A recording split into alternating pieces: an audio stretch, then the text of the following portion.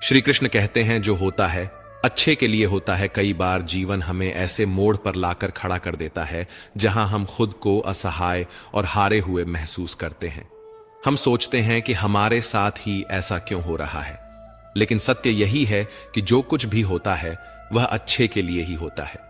अगर कोई सपना टूटता है तो समझो कि नया सपना संजोने का समय आ गया है। अगर कोई रिश्ता छूटता है तो समझो कि नए और सच्चे रिश्ते की जगह बन रही है। अगर कोई अवसर हाथ से निकलता है तो यह संकेत है कि उससे भी बेहतर अवसर तुम्हारी प्रतीक्षा कर रहा है। श्री कृष्ण कहते हैं, हे पार्थ, जो हुआ वह अच्छे के लिए हुआ, जो हो रहा है वह भी अच्छे के लिए हो रहा है, और जो होगा वह भी अच्छे के लिए ही होगा। हर परिस्थिति में छुपा संदेश समझो। जब पक्षी का घोंसला टूटता है तो वह उड़ने को मजबूर हो जाता है, और यही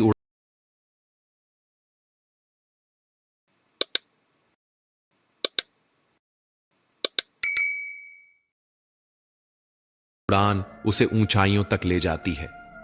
जब कोयले पर दबाव पड़ता है तभी वह हीरा बनता है। जब रात सबसे काली होती है तब सूरज निकलने वाला होता है। श्री कृष्ण कहते हैं, जीवन अपने आप सुंदर नहीं बनता, इसे संवारने के लिए हमें प्रार्थना, विनम्रता, त्याग और प्रेम जैसे गुणों को अपनाना पड़ता है। यह संसार नश्वर है, परंतु हमारे कर्म अमर हैं। हर नई सुबह एक नया अवसर लेकर आती है, लेकिन जो बीत गया वह सिखाने के लिए था। जो आने वाला है वह बीते हुए कल से बेहतर होगा। बस इस विश्वास को कभी टूटने मत दो। चिंता करना केवल मन को व्यस्त करता है। इससे न तो कल की समस्याएं सुलझती हैं और ना ही आज का सुकून मिलता है। हम अक्सर वही खोने से डरते हैं जो हमारे पास होता ही नहीं।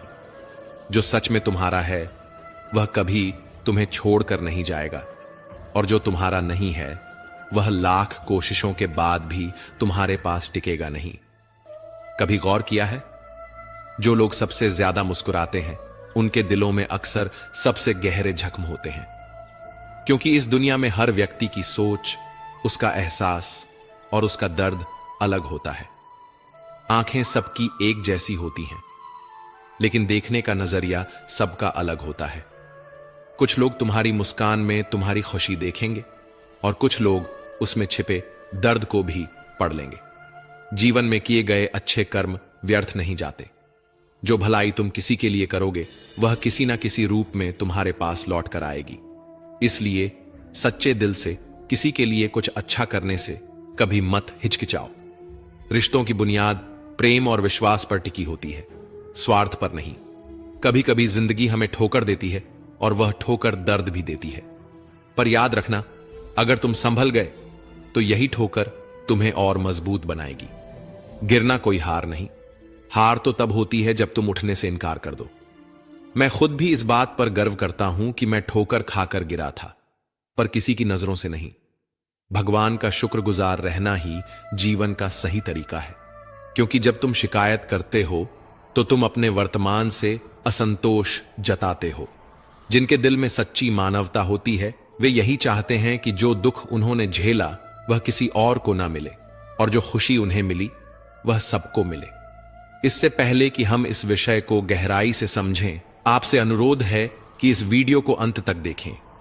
यदि आपको हमारा यह प्रयास पसंद आए तो वीडियो को लाइक करें और नीचे कमेंट में जय श्री राधे कृष्ण अवश्य लिखें।